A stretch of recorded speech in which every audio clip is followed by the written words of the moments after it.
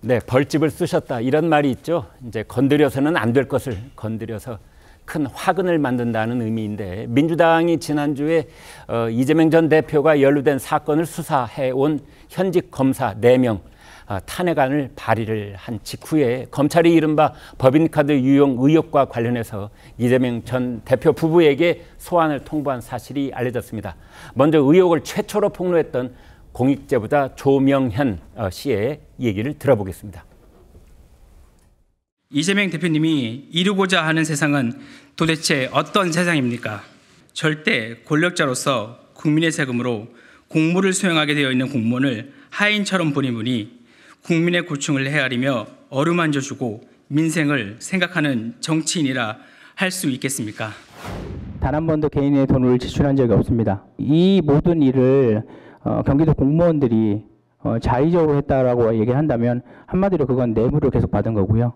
근데 제 생각에는 그 경기도 도청 공무원들은 절대 그런 걸로 뇌물을 줬을 리는 없을 거라고 생각하고, 이 모든 거에 대한 몸통은 이재명이고요. 당연히 이 모든 거의 배우인 이재명 당대표가 법적인 책임을 져야 된다고 저는 생각을 하고 있습니다. 네, 이 모든 거에 대한 몸통은 이재명이다. 뭐 이런 얘기까지 조명현 씨가 하고 있는데요. 자, 최재원 기자, 그동안 이제 이것과 관련해서는 부인 김혜경 씨만 이제 수사 재판 이렇게 진행돼 왔는데 드디어 남편을 부르기 시작했어요. 네, 맞습니다. 지금 저 조명현 씨가 다시 공익제보에 나선 이유도 사실은 이제 이재명 당시 경기지사가 이 일련의 과정들을 다 알았음에도 불구하고 묵인했다, 방조했다 이런 의혹으로 이전 지사를 지적했기 때문에 이런 사태가 벌어진 건데요. 네. 이 경기도 예산을 사적으로 썼다는 법카 유용과 관련해서 이재명 전 대표 부부에게 결국에는 검찰이 나와서 조사를 받으라고 통보를 했습니다. 수원지검이 소환을 통보한 게 지난 4일인데 이번 주와 다음 주 중으로 4-5개 출석 날짜를 검찰이 이 전 대표 측에 제시한 걸로 알려졌고요.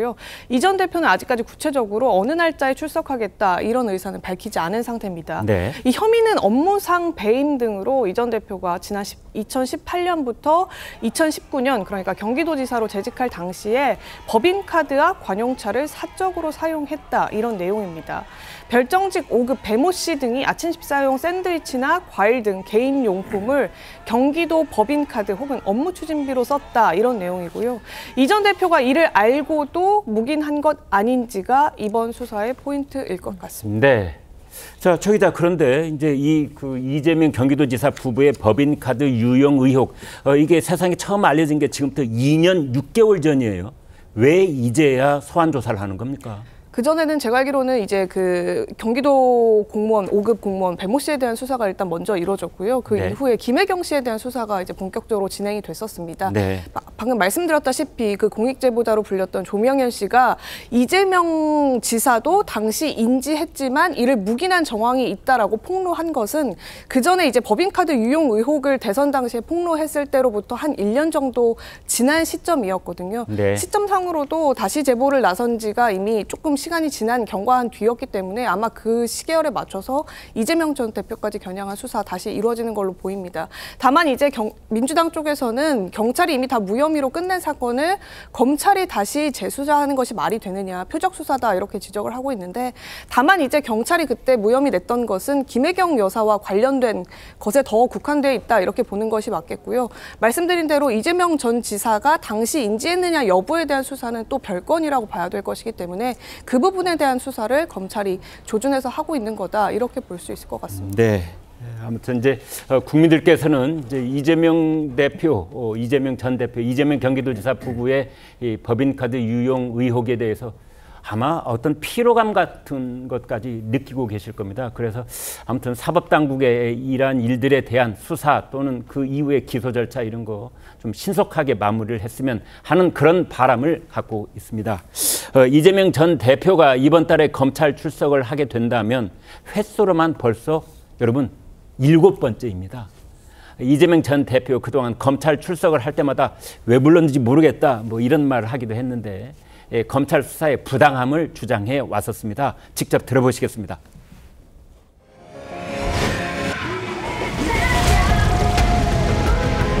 지금 우리는 대한민국 헌정사 초유의 현장 그 자리에 서 있습니다. 오늘 이 자리는 역사에 기록될 것입니다. 추가 소환을 하기 위해서 시간을 끌고 했던 질문 또 하고 제시한 자료 또 제시하고 이런 무도한 일을 벌인다고 이 무능한 정권의 정치 실패, 민생 실패가 감춰지지 않습니다.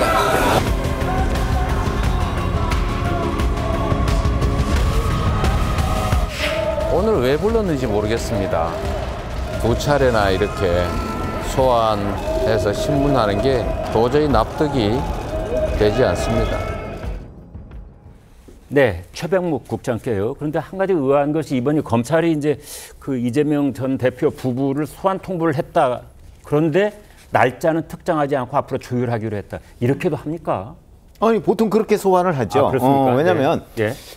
날짜를 하나만 딱 주고 이날 나와라 이렇게 하지 않고요. 네. 대개의 경우는 변호인이나 아니면 본인하고 그 시점을 조율을 합니다. 이재명 전 대표 정도 되면 다른 일도 굉장히 바쁘잖아요. 네. 요즘에는 이제 뭐 대표를 내려놨으니까 네. 그리고 이제 8월 18일 날 열리는 전당대회에 다시 출마하는 문제만 검토하고 있으니까 뭐 옛날 같지는 않지만 네. 적어도 다른 일정들이 있을 테니까 네. 그러니까 그 우리가 이렇게 소환해서 조사를 하려고 하니까 네. 그 언제 그 뭐 좀 시간이 있습니까라고 해서 조율을 합니다. 네. 보통의 경우는 변호사하고 하죠. 아. 그렇게 해서 지금도 한 몇 가지 그 대안들을 제시했다는 거 아닙니까? 네. 그러면 이제 거기에 대해서 이재명 전 대표의 변호인들이 뭐 이 날짜가 괜찮다, 저 날짜가 괜찮다 해서 조율을 해서 네. 실제 소환 조사가 이루어지는 거거든요. 그 조율 과정이 한없이 늘어지거나 이러지는 않겠죠? 그런 경우도 꽤 있죠. 네. 뭐 이것저것 뭐 최근에 뭐 일정이 다른 일정이 있다 뭐 이러면서 뭐 그날은 안 된다 뭐 이런 얘기를 할 수가 있거든요. 네. 더군다나